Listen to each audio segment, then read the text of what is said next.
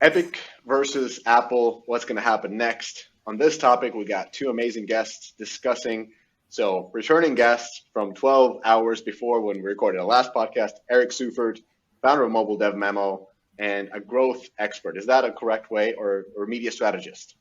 Yeah, that's fine. That's okay. That's how I describe myself. Aspiring stand-up comedian and a pretty good DJ. DJ. Yeah, Yeah. that's probably the best way to describe. And then for the first time, we got Chris Hewish, president of Exola, joining the podcast. Welcome, Chris. Thanks, Mishka. Thanks, Eric. Pleasure to be here. Awesome. So let's just dive in and talk about what has happened. Now, the legal case between Epic Games and Apple is arguably one of gaming's biggest storylines from the last few years, and we've definitely been covering this on the podcast methodically. So it all began just in August of 2020 when Apple removed Fortnite from the App Store following the violation of Apple's in-app payment policy. The case has progressed actually really quickly, especially during the COVID times. It focused on the Epic's argument of Apple's iOS business practices, stating that they're anti-competitive and filled with inconsistencies, and touting a monopolistic approach to mobile's most dominant ecosystem. I can hear that I'm not native English. Anyways, as of last week, only 13 months later, Judge Rogers issued a permanent injunction resulting in two key takeaways for the tech giants. So for Apple, the company must allow iOS apps to offer payment options beside the ones subject to Apple's 30% fees within the next 90 days. And I think we're like 10 days deep already. Essentially, these payments methods link outside of the core app experience. And for Epic, according to the verdict, Apple's business practices are not monopolistic. Epic must pay Apple 30% of the revenue gained from their non-App Store approved payment methods, which totals around 3.5 million, not going to break the bank for Epic. And Fortnite will continue to be banned indefinitely due to a breach of contract. So reading through these two verdicts, Epic definitely lost. But let's talk about this. Eric, was this an unexpected ruling? No, I don't think it was unexpected. I think, you know, my sense was that the general consensus going into this, and probably even from the very beginning, was that Epic was not going to be successful in getting what they wanted. Right? They wanted specific things. They wanted the Epic Store on iOS. They wanted alternative payments for Fortnite in the app, and they wanted a host of other things. They kind of had sort of a list of 10 things that they wanted, and that they were using the legal process to sort of to try to sort of force Apple to grant to them. And ultimately they sort of got 9 of those 10, or sorry, they didn't get 9 of those 10, right? The judge ruled against them on 9 of those 10 counts. Now the suit always seemed kind of weak to me, and I think to most people that I spoke to about it. It in reality, I don't, it felt a bit phony that this idea that they were out there fighting for the little guy, fighting for the sort of the sort of universe of developers that can't stand up to Apple while they can. I mean, really, they just wanted to make more money, and I mean that's evidenced in the sort of the large penalty that they had to pay to Apple. That penalty wasn't pulled out of thin air. That was the money that they made in that period when they had that alternative payment system in Fortnite. So obviously there's a ton of money at stake, right? So I think most people, I believe, kind of most reasonable people that I spoke to, kind of people that are plugged in, thought that Epic would not be successful. They were not successful. Now, what was maybe surprising, and I think, it was kind of shocking that the judge issued that injunction. So the injunction is kind of separate from the ruling. The injunction was a specific thing that says, hey, Apple, you must allow app developers to include a link in their apps to payment systems, right? You must allow app developers to make users aware of these alternatives for payment, because otherwise, you're steering them into literally steering them into the sort of sole payment system that you make available to them. But that already was kind of happening, right? So we had 2 weeks before that, or over the period of 2 weeks before the ruling, we had kind of 3 separate moments when App Store policy was changed through regulation or changed through some kind of settlement, right? We had the class action lawsuit that was filed against Apple, by a class of app developers, wherein they agreed to allow developers to communicate with users, even if the contact details were sort of sourced from the app, which before that was not possible, and it was kind of seen as more of a gray area, but the actual wording of the policy said you may not do this. And then you had the South Korean legislation that said, these companies must offer up sort of alternatives. They can't have total control over the ecosystems. And then you had the Japanese Fair Trade Commission, which they, in a settlement, Apple agreed to allow reader apps to have that link, one link to sort of an alternative means of paying for in-app content, outside of the app, right? Mm-hmm. So none of this covered inside the app alternatives. That's never been sort of a consideration here. But things were moving in this direction. So really, what Apple's being forced to do with this injunction is take that concession that they already made as a result of the Japanese FTC investigation, and make it applicable to all apps, so including games, right? But as we discussed in Twig yesterday, the App Store is the game store. Games are what is the meat of the App Store. I mean, I think people get confused by reader apps and talking about Netflix doesn't have to use IAPs and all this stuff. And yeah, that stuff's important, but the revenue that Apple makes from the App Store is 70% games. And so when you kind of think about it from that lens, I understand why they're sort of not just capitulating totally and saying, okay, well, alternative payments in the app, that makes sense. So just to kind of wrap this up and kind of put a point on it, what happened with the injunction, I think that was kind of surprising. If you had told me that was going to happen at the very beginning of the trial, I would have said, wow, that's unexpected. I think, going into this, a week ago, I would have said, well, that's already happening. So maybe it happens in the injunction. Maybe it happens with some other sort of like regulatory pressure, but we're already seeing movement in this direction. So I would say that, yeah, just depending on when you ask me, yes, I would be surprised.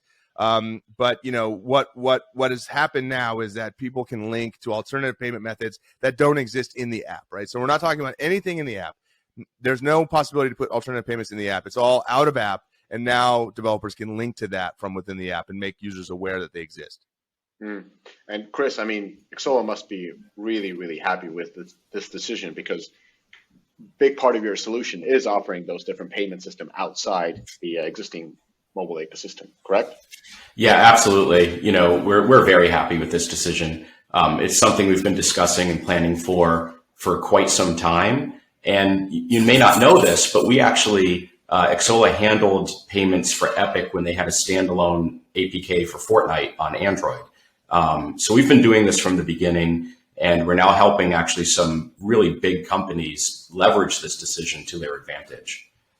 Are a lot of companies moving to that direction? Like, has the it's only been a little bit over than a week, probably no, actually even less than a week since this injunction came in. Like, is there being more inbound traffic? I mean, I saw your CEO tweet that we are hiring and linked to this newsletter. So I would assume that this is very good for business. It is very good for business. And, interestingly, a number of companies we've been working with since well before this to put up, whether it's cross-play games or top-up pages or whatever it might be on the web. So there's been some activity around this already, and we've seen extremely good results from it. But this just opens it up even further. I think, what we're seeing right now is a lot of companies that were on the sidelines who were big enough, had the resources and the desire to sort of monetize off the App Store. But they were kind of unsure. They were scared of violating Apple's rules and guidelines and impacting their main business. We're seeing a lot of those companies now take their own internal legal reviews, get the green light, and now are now coming and looking for a solution to take advantage of this. Got it. And by the way, you mentioned two services, crossplay and top up. What do you mean by those? Sure. So crossplay is when you have a game, you take your game from the App Store and you put a web version up, whether it's on a web page or it's a PC version, whatever it might be. And you have crossplay where players can play across the platform. And what that does is it allows you to sell stuff on the web or on the PC version that actually goes into the account on mobile as well, right? So that's tried and true. That's been done for a long time. That's always been within the guidelines and okay to do. And then you have top up, where you skip putting a game up on the web and you just put a page up there where you can offer currency bundles or, whatever transactions you want, where people can buy stuff on the web and it actually goes into their mobile account. Up until now, you haven't been able to steer players from your app to those web pages, right? You've had to reach out to them in different ways, and companies have been doing that. But now it's a legitimate, easy way to actually let your players know about it and drive a substantial amount of business that you don't have to then pay that 30% fee on. Got it. So in terms of examples of games that do this, so Plarium's Raid Shadow Legends, for example, has a PC SKU. You can download the client and you can play the same game on PC. And if you monetize in that, they probably take the good 95% of every penny they get. And then on terms of top ups, if that sounds crazy to you, like who does top ups, go to Supercell store and check out. You can buy yourself anything in Clash Royale or any of the games, and that is essentially what you mean by top up pages. That's exactly right. Yeah. Okay, perfect. So totally legal elements that big companies are using as it is, but sometimes when we use these acronyms, people are like, what is a top-up page? What is a crossplay? And so forth. Anyway, let's switch gears a little bit, Eric, and talk about, the best way for developers to really capitalize on this, because as Chris said, now there's a lot of inbound towards to making most out of it as it's being greenlit to do this. So how should developers and publishers approach this? Well, yeah, I mean, I have no doubt that Chris's phone is ringing off the hook. I think part of that that action plan involves securing a payment provider. I mean, this stuff it sounds trivial, but it's not, right? And the other thing is, you've got to figure out. So there's a couple of things that are a little bit unclear, and Chris, I would love to hear your thoughts on the specifics of the ruling, because if you read the ruling or the injunction, it's written like someone who has no real kind of practical operational knowledge of the App Store, but learned a lot about it, right? And some, made some decisions, right? It's not, if you would go and speak to another app developer in the way that the injunction's worded, you wouldn't be making sense, right? It's obviously written by an outsider, and so the way some of the things are worded are awkward and clunky, right?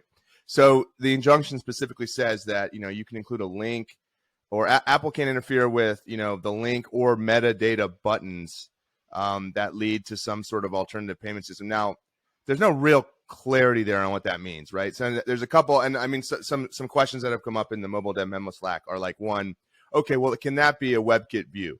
Can I pop a WebKit view within the app? My guess is probably no, right? And my guess is you're probably safer having it off app anyway, because if you think about the way that the App Store team is going to police this, well, anything in the app they can see, anything off the app, they're probably not going to click out, right? And then go and view all the packages that you're offering on some sort of website. So my guess is that you can't do a WebKit view. But does it have to be like a text URL link, or can it be an actual, like they said, metadata buttons? I have no idea what that means. That's a meaningless phrase, but maybe that means I can have a button that's skinned like the purchase button that leads to iTunes Connect for the payment processing. I can have it skinned exactly the same way, and when you click that pops, that opens Safari or whatever and goes to some sort of website, right, where I'm selling stuff. So that's another open question. I feel like that's the kind of stuff that'll just get kind of like litigated through app rejections. You'll hear about people on Twitter, oh, my app got rejected because I skinned the button and it's got to be a link. Apple's never going to clarify that. They just don't do that, right? So that's another open question. Would love to hear your thoughts. What do you think, Chris? Yeah, I totally agree with you, Eric. I think, when I looked at this, I feel like there's a lot of groundwork has been laid in with the idea that this is going to be litigated both in the courts, through Apple's own sort of processes, and then also through just legislation, right? I think the judge sort of laid the groundwork. But as with a lot of rulings that happen in cases where there's new precedent and law that's kind of being explored, it still needs to be tested, litigated, and see what happens in the real world. And we're taking an approach, a little bit more on the side where we feel our partners aren't going to get into trouble, which is let's focus on a web shop. Let's create something that can really connect your app with the web and let you power up your commerce that way and build deeper relationships with your players. But we're really leaving it up to our partners to sort of push the boundaries of, okay, are they going to try to pop something up in app, right, that is questionable? And at the end of the day, that's just going to take some real world examples to explore. So as soon as we see those bans coming in, then we kind of start figuring out what the boundaries are. Okay. Yeah. Well, I think, but you know what's interesting here is like, 5 years ago, right? Or maybe less, but let's say 5 years ago, like where would you hear about that kind of thing, right? Like you would hear like, oh, this app's getting rejected because there's because for whatever reason, and it's not a clear violation or a clear application of App Store policy. It just happened. And how would you hear about that? You heard about it at GDC, or you'd hear about it at you hired someone from company X and they came in and said, oh, well, one time we did this thing. Like now, I mean, you've got the mobile dev memo Slack, you've got a pretty active kind of app developer community on Twitter. You've got you've got the Deconstructor of Fun Slack. You've got a number of Slacks that are where this information gets shared very quickly, right? And so I feel like at least before it was this very opaque sort of like Byzantine process, and now it's like, well, okay, yeah, it still is, but we at least hear about the failures and can sort of like deduce from well, okay, I heard that this person tried this and this. I mean, a good example is with the ATT pop-ups. Like, how do we know it's acceptable? Well, Apple is not very clear about it. But, in the mobile dev memo Slack, I've seen, 30 different variations of someone obviously pushing the boundaries and getting slapped on the hand, right? So at least we can go through that sort of process of deduction by reduction, right, in these open communities now, whereas that, like, wasn't really the case, like, 5 years ago. But I think, to the question, I think how to prepare for it. Well, first is get the web shop set up. I think the other thing is think about how this impacts your economy, right? Because, I made the point on Twitter the other day. It's like, well, okay, if you start having to incentivize the click out to the web with discounts, you're just eroding whatever benefit you would have gotten, right? And that's obviously, gonna sort of impacts the benefit of this. But some people responded, well, you could just bundle stuff, and so you don't reduce the price, you just add more. So, well, that's going to blow up your economy, right? You need to be very thoughtful about that. You can't just bundle a bunch of stuff together and then charge the same price. That's going to have real impacts on your economy. There was a conspiracy theory. Oh, finally, I can talk about conspiracy theories. No, I'm just kidding. About Hearthstone, and that if you purchase the card packs in Battle.net, like you would play it on PC, the gacha would be better than if you do the same purchases on iOS or Google Play.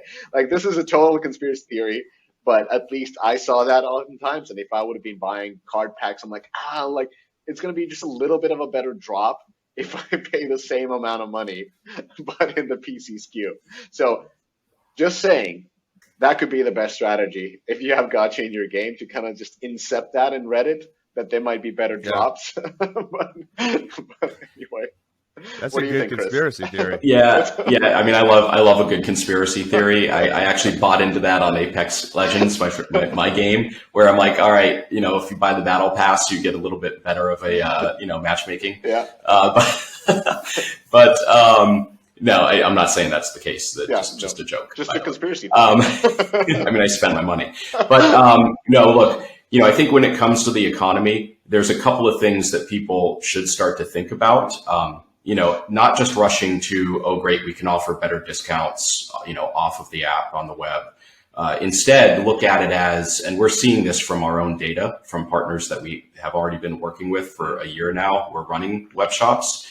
It's a great opportunity to start converting some of your non-spenders into spenders. So we're actually seeing an increase. In spenders, initially the thinking was, great, we'll migrate our whales, we'll give some special offers, capture, a bigger revenue share from our big spenders. But we're actually seeing that all players are taking advantage of it. And because going out of the App Store and doing these alternative payment mechanisms, you're able to offer many more payment options, right? Which can capture a good 30% of your players who may not have PayPal or credit card, who may come from territories that are, are unbanked, right? And they're using alternative methods to purchase. These players want to spend and they haven't been able to through the App Store. So we're seeing that companies are able to capture those players and convert them into spenders. So you're getting kind of two benefits here. You're getting increased margins by not paying that 30% tax. And then you're also increasing your spender base by getting all these, non-spenders who want to spend converted into spenders with their local payment methods. That's really interesting. You mentioned different payment methods, and that kind of let me, oh my God, I hate the word conspiracy theory. But another one where we was talking to a big Asian developer, and they were talking, a developer publisher, and they were talking about their success in Southeast Asia that is traditionally really low monetizing countries. And they were like, well, you're just not seeing what we're seeing because we're using other alternative payment methods. And they explained, but naturally, I've never been to Vietnam. No, not naturally. It's not like I wouldn't want to go to Vietnam, but I haven't been to Vietnam, so I don't know what kind of payment methods they use. And they described it, but I already forgot. But is that something, Chris, that you've seen before, that companies are using alternative payment methods, especially in developing economies? Absolutely. We see it all over. I mean, Brazil is a great example. Southeast Asia is a great example. A lot of the emerging markets, right, in Africa and India. And you have big active player bases there, and you have people that want to spend, but this one is starting to fade a little bit. It still is a real thing. But cash kiosks, you have people that go to these like ATMs and deposit cash into their Steam account on PC, right? The same thing with mobile. They could deposit it into an account that can be used in mobile this way. And, you have super apps that are coming along now that have payment mechanisms within them that can link out to a game. So there's a lot of different ways, right, that people can spend. And, in the tier one kind of territories, we get a little, we're a little used to and a little blind to the fact that not everybody has a credit card. Yeah. And it truly is a big opportunity for companies. And it's not just hypothetical. Like, I'm actually seeing the data on how much of a lift this is providing. And we estimate that it can increase your revenue by about 30%. And that's how much is being left on the table by missing out on these players. Okay, so top-up pages can lift up your game's revenue by 30%. Yeah. How long does it take to make a top-up page? Like, it doesn't look that difficult. No, I mean, different people. I can only speak for ourselves. And by the way, I don't want to be a salesy guy on the show here, but for us, we can get it up and running in no time. We have a system that basically points at your app page, scrapes the metadata, and it'll automatically create a page for you with pricing, with links, with the whole thing. So, and then so in no time at all. Okay, yeah, that's what it looks like when I researched a little bit these pages. Like, it's not very custom, if you will. Like, I'm not blown away. There could be a lot more things done. Like, it doesn't show you the best packages and whatnot. It's just kind of like, Yeah, I mean, that's the basic way, right? Yeah. You can actually, what I'm really curious to see is how developers and publishers are going to lean into this and start to build out, kind of a community hub, right? And where they can really start to engage with their players. And, I think on the mobile side, you haven't necessarily seen those communities the way you do on PC, right? And to me, that's an exciting opportunity. So, I think to me, there's like two kind of interesting things that get unlocked here, right? So it's like, one is, like the Supercell approach. It's like, well, if you've got a portfolio with multiple games and you're pushing people to this web store, you can sell them packages that apply to the whole portfolio. It doesn't have to be like single game packages. And I think, you see a lot more developers with the capacity to do that. And post kind of ATT, everyone has been thinking about, like, how do we build identity? How do we build an actual, sort of system that, players can use that tells us who these people are when they play our games, right? If they're playing multiple of the games, because we need that information and we lose it with the loss of the IDFA. So that's one thing. Another thing, just having this place where you can buy stuff that applies to the entire portfolio, right? It doesn't have to be just one game. The other is, the App Store is like, hasn't really been changed since like 2014. That was the last big makeover it got. And, you've got awesome tools like Geek Lab for like ASO purposes, but we don't have really anything for like price testing, right? Like, you have, you have just sort of the normal ability to A/B test. But what you get with the web, and why the web is so compelling versus just apps that have to go through like a review process, and there's actually like development, you can't push an app update, instantly like you can with a web page change, is like you could just test everything. It's so much faster to do testing on the web, right? So you could test package pricing, you could test the bundling. You could test the display, of packages against each other. You could test color codes for, the buttons red. Does that lead to higher conversion than yellow? And you can do all that kind of testing like just in real time, instantly, without having to push an update, right? Which just makes that testing process so much faster and more robust. Could you also do like player acquisition that directs you directly to the top-up page, like just show ads of the top-up page to your existing players, using? Yeah, you could do retargeting that way. Yeah, just like the whole reason why a lot of UA budget had been shifting to the web anyway is for that reason. Like you can get, and not for games, like this is for like subscription apps and stuff, but because you can do that, like the conversion funnel was so brutal for a lot of these like subscription apps that the App Store was just insufficient in terms of like giving you testing ability, right? Like in order to optimize the conversion, like the App Store just wasn't, it just didn't provide you with enough with a, sort of like a sufficient surface area, right, to do testing. Because it's like, okay, I push an update, gather some data, in a week I push an update. And so like a lot of these subscription apps started pushing to the web because their funnel is so involved that they could and they could do like, and it'd be like a 20 sort of step process. You could set up like a page for each one of those steps and then change the ordering, change the wording on a specific page and whatever else. And I think and so people are spending their UA money to drive people to the web to do that funnel onboarding and then drive people to the app. Well, now you can do the same thing with the storefront, right? Doesn't have to just be within the app where you're sort of constrained by the sort of like the lack of tooling and the general sort of like slowness of doing any sort of app store update. You can do everything in kind of real time with the website. And that's super powerful to companies that want to dedicate resources there. Chris, how common is this? Like these portfolio bundle packages? I've never seen anything like this before. That sounds really interesting. And then price point testing, especially price point testing within different countries. Like that should be pretty interesting. Like how do you find the perfect price point for Brazil or Vietnam or Philippines? Like we understand already the price points in the tier 1 countries. Like how much companies are doing that? And then the number 3 is like, is there any retargeting being done where you target existing players and get them to the top-up page that are being set up? Yeah, I think it definitely the ability to do this. Sorry, I'm trying to break down your 3 questions at once and hold them in my head. Sorry, I just like throw too many questions oftentimes. So let's just do only one question, like portfolio bundle packages. Like, is that done? Yeah. So portfolio bundle packs, yeah, I mean, I think that's really interesting and a great example of where this can go. I personally haven't seen that happening yet because, at least from our experience, it's been more companies putting single games up, right? We have a number of partners that are actually rolling their portfolios out over the coming months. So we can check back in on that. Yeah. And when it comes to the pricing, definitely we've seen testing on pricing, especially for some of the more engaged players. And when it comes to the different countries, one of the benefits that we haven't talked about, in addition to regional pricing, which definitely is a thing, is also testing, being able to change the layout of the different payment options. Like what are the top 3 payment options that you're showing? So you can test which ones are actually going to work best in a region, right?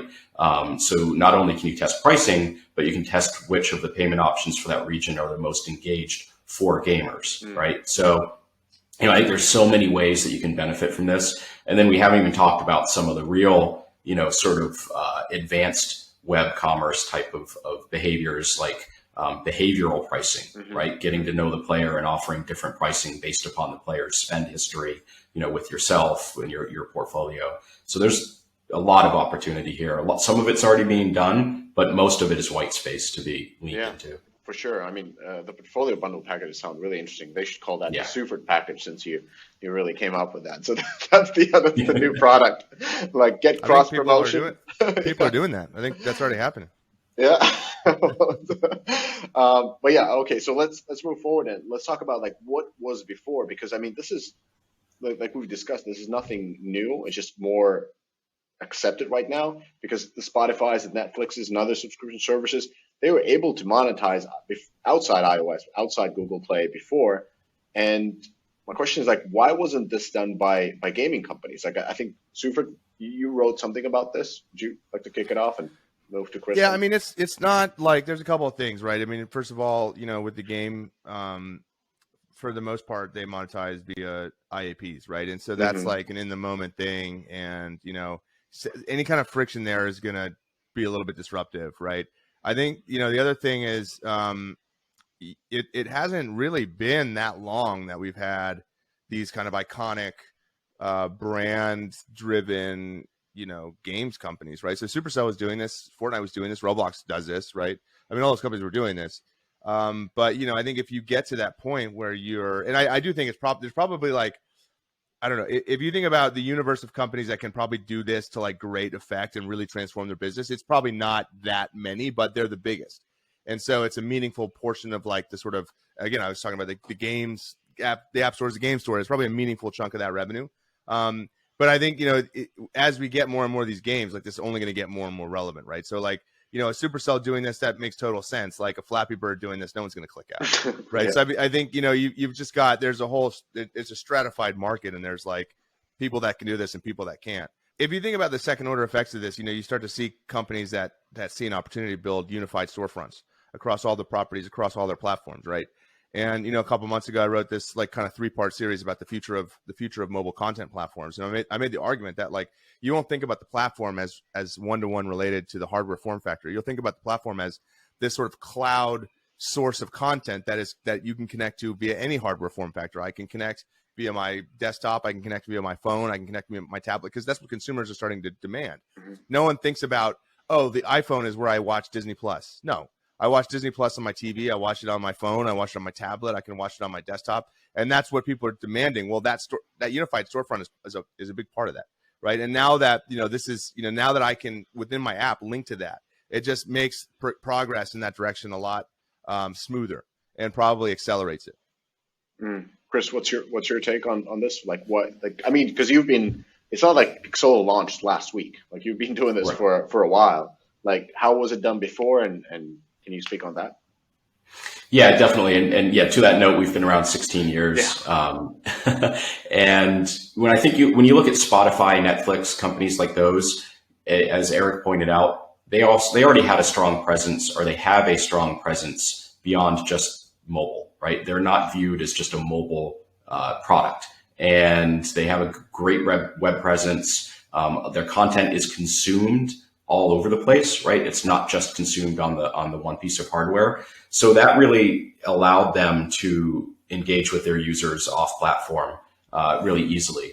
And when you're looking on the game side of it, I think there's a parallel there. Well, I would say that these were cross-platform products, right? To go back to that earlier comment. So if you look at games that have been cross-platform, there have been game companies already doing this. And the ones that can take advantage of it, I think, are the ones that have those communities that are large enough where they exist and want to consume the content everywhere, right? They're not just, like you said, Flappy Birds. You don't have a lot of people going online trying to find Flappy Bird communities, right? Or, talk about events and, what's coming up.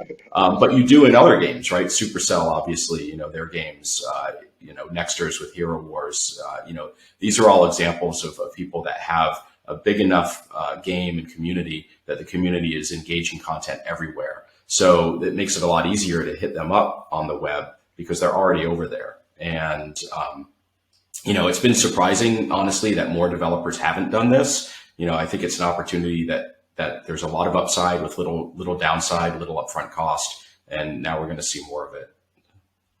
You mentioned some of these big publishers. I mean, the Nexters and the Supercells. So do you think that this benefits the most these big publishers with large cross-platform games and significant portfolios, or I mean, is there anything for the sort of a small to mid-sized publishers? What do you think, Chris? Yeah, absolutely. I mean, I think it benefits developers and publishers of all sizes, but to different degrees, right? And on different time horizons.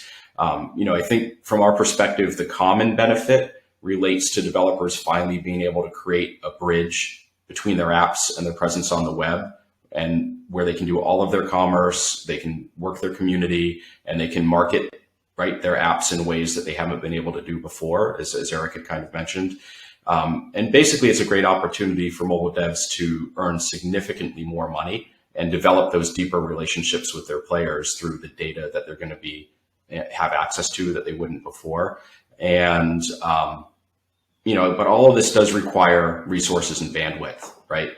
So which, to answer the question, means that the obvious initial winners are the larger developers and publishers who have the resources, who have the bandwidth.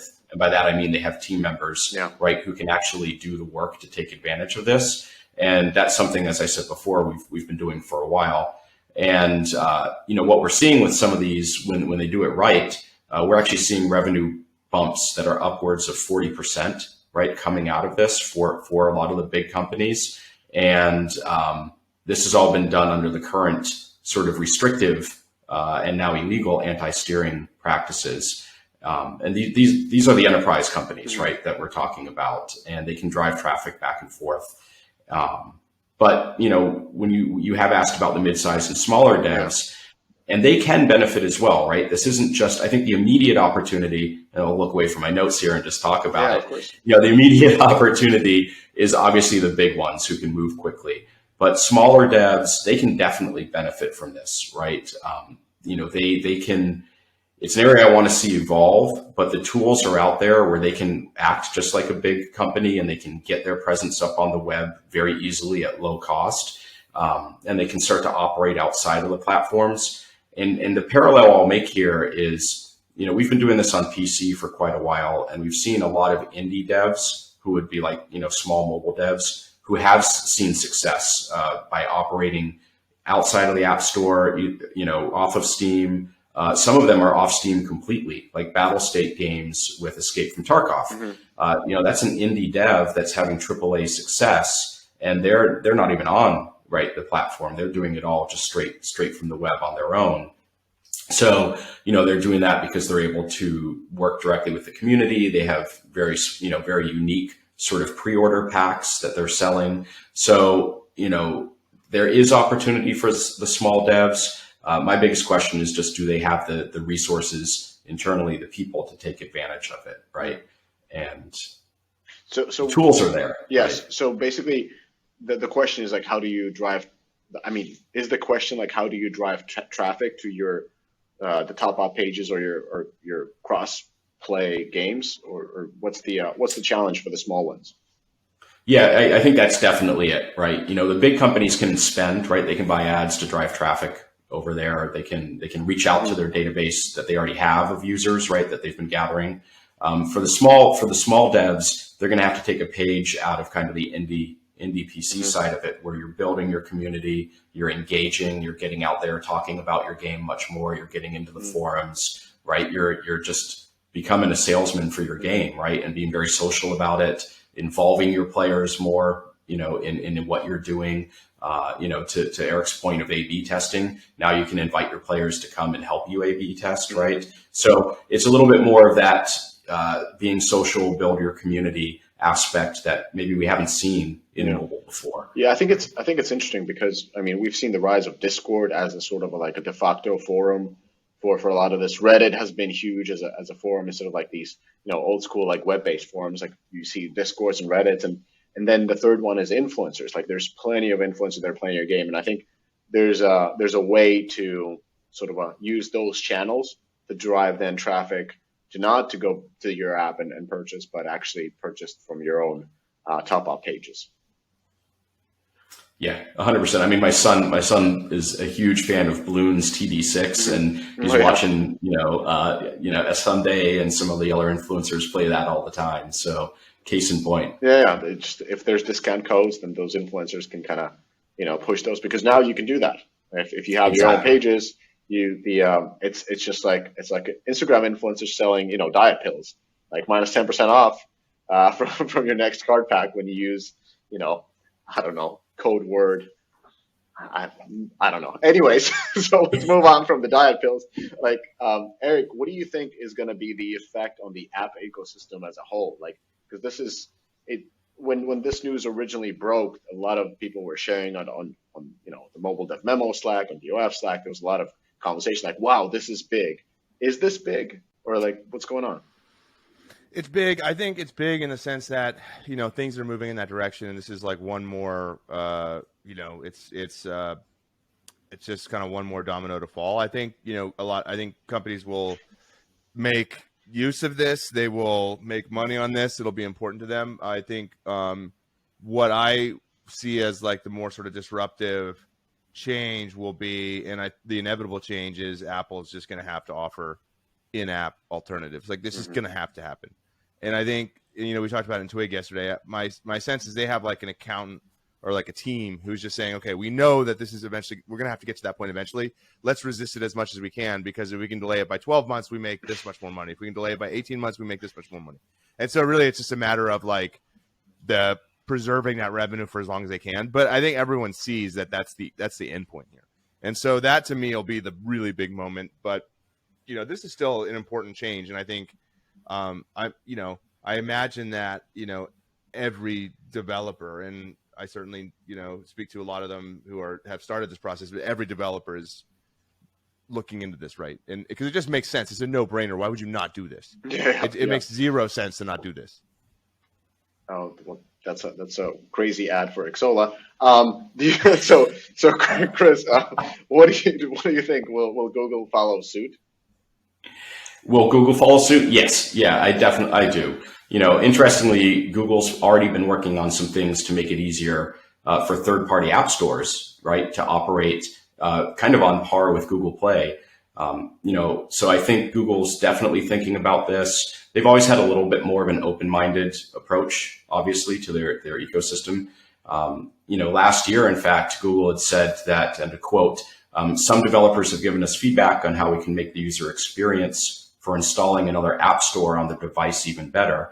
And in response to that feedback, we will be making changes in Android 12 to make it even easier for people to use other app stores on their devices while being careful not to compromise the safety measures, yada, yada, yada, right? So Google, they're already welcoming third-party app stores. They recognize that that's been happening on Android, and they're making it easier now. A few months ago, Website XDA found documentation that indicates third-party app stores will be able to update apps on Android 12 without constant user interaction. So background updates, or just like you would get in the Google Play Store, and this effectively allows third-party stores like the Epic Games Store, for instance, to function much like the Google Play Store does today. And instead of the user getting pop-ups during the install or having to manually update apps from a third-party store, this will all be automatic. So this is a huge thing. And I know it's not directly related to payments, it's updates, but I think it shows the mindset of where Google is. So I can't imagine that they wouldn't follow on this, or they may even, take the reins and jump ahead of it and, garner some goodwill, because, we haven't really even talked about all the legislation that's coming and the court of public opinion. So, it seems like Google's a little bit more open to all of this. Yeah. What do you think, Eric? Yeah, I mean, that's certainly true. I thought with Google you could link out to alternatives. Is that not right, Chris? That you can link out. You can not from Google Play, right? Okay. Yep. Okay. I thought you could. Well, then I'd imagine that this just has to be applied to them. Mm-hmm. Yeah. Do you think? Do you guys think in the future, like when we consider PC gaming, like you always have to download the big client, not the big client, but the sort of like a store client first, like whether it's the BattleNet or it's the Wargaming Hub or any of that. Like you first download that, and then it gives you the option of the games from that publisher. Like a Perfect World has the similar type of thing. Like, is that sort of a future that's going to be on mobile? So if I want to play Supercell games, like the best way is to download the Supercell app where I log in with my Supercell ID, and then it opens up me the whole portfolio of Supercell and their investment portfolio. It's like has like 25 different games, and they're all linked to Supercell. Is that where we're heading, or like, what do you guys think?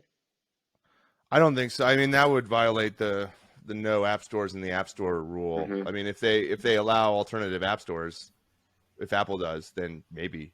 But I think that's it's part of it is also just because that sounds like an arcade app, right? And Apple's historically has said, I mean, that's just part of the guidelines, but they've also just rejected those, right? You can't do that.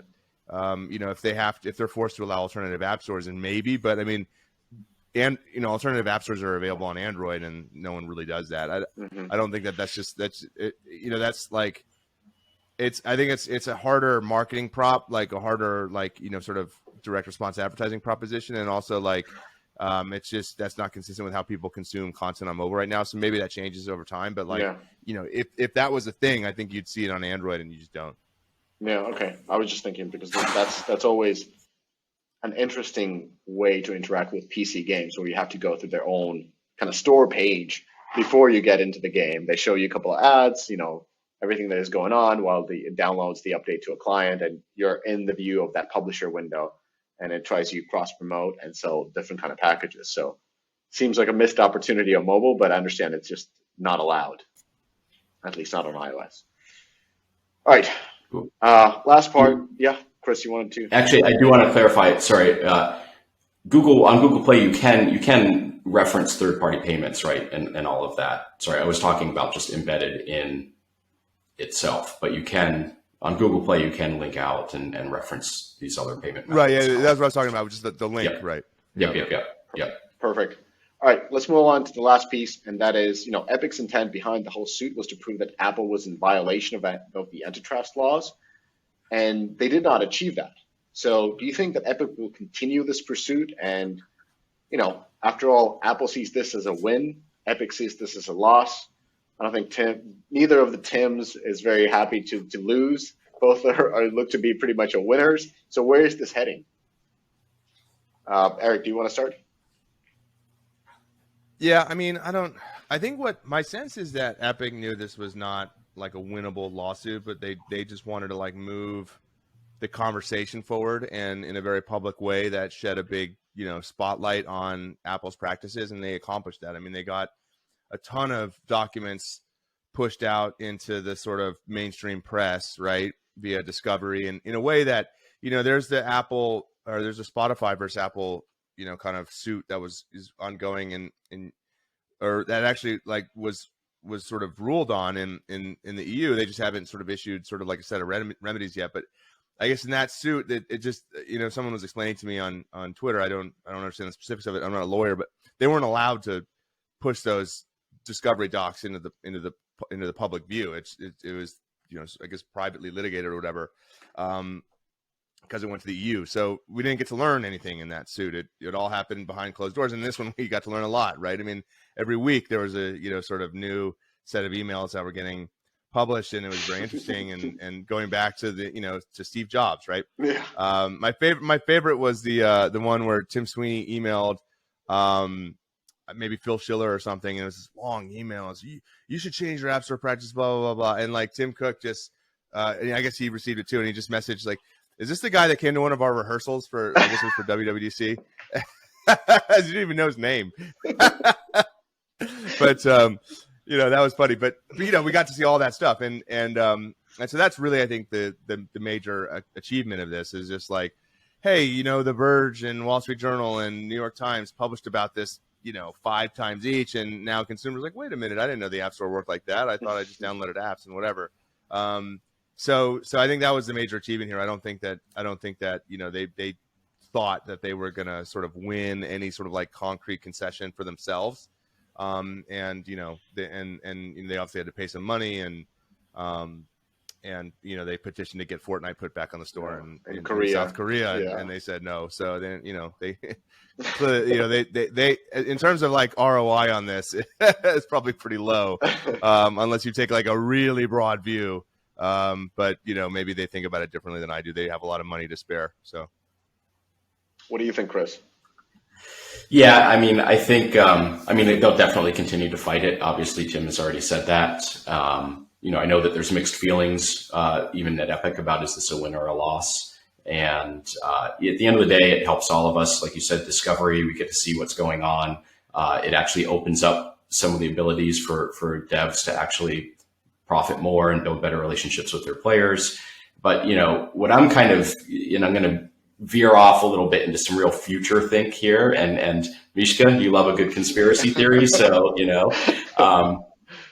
taking that long view, I think another way to look at this is, what are we looking at here when you look past the iPhone, right? This could be existentially critical to some of the plans that Tim Sweeney has when he's starting to think about the metaverse. And I know that's such a played out word, but when you think about the new technologies that are coming, right, that Epic sees as crucial to an open and interconnected ecosystem, such as, like I said, the metaverse. These technologies are likely going to be led by Apple and their hardware, and that would require, interacting with Apple's ecosystem.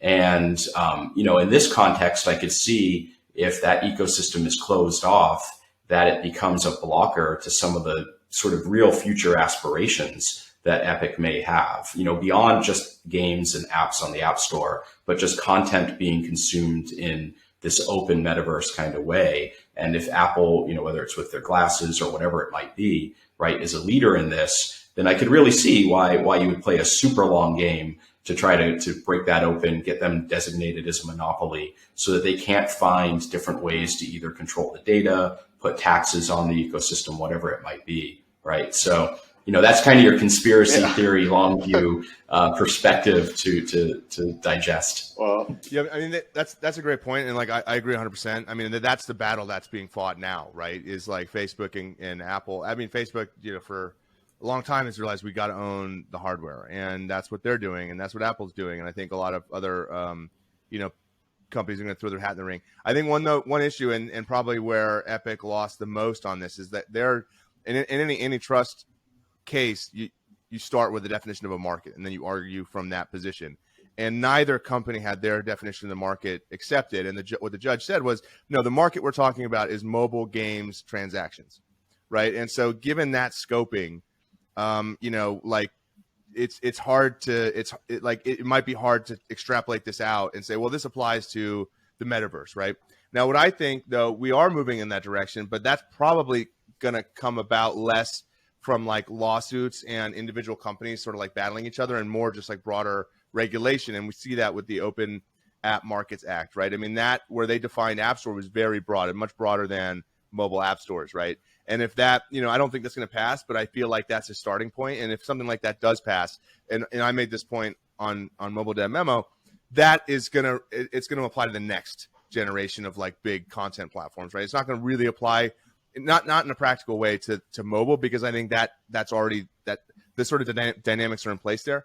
And it'll change things, but I think fundamentally mobile stays the same. But then you talk about the metaverse, you talk about these other new sort of like platforms, maybe something related to like crypto, but all that stuff is still, in the formative stages. And so I think like a big, sweeping regulation like that would then make those more competitive going forward. And that's exactly what Facebook and Apple and others are thinking about right now. all right. So while everybody is playing checkers, Apple and Epic is playing chess. But most importantly, what we discussed in this podcast is really how to capitalize on these changes that are coming in as these two companies and I mean the whole ecosystem is battling it out, like who can control the data, control the payments, and through that control the metaverse. Anyway, so thank you very much, Chris, for joining in. Eric, as always, much appreciated. And Chris, what's the best way to reach you? Sure. So, I mean, you can hit us up at xsolla.com, xsolla.com, and there's a number of ways to contact us on there. business@xsolla.com is our email. Yeah. Awesome. And as Eric said, everybody is putting their own payment options in. So the phone is ringing nonstop. And if you don't reply right away, you're busy. Never too busy for our friends. Right. Thank you. Thank you so much, Chris. And thank you, everybody, for listening. All right, Mishka. Thank you.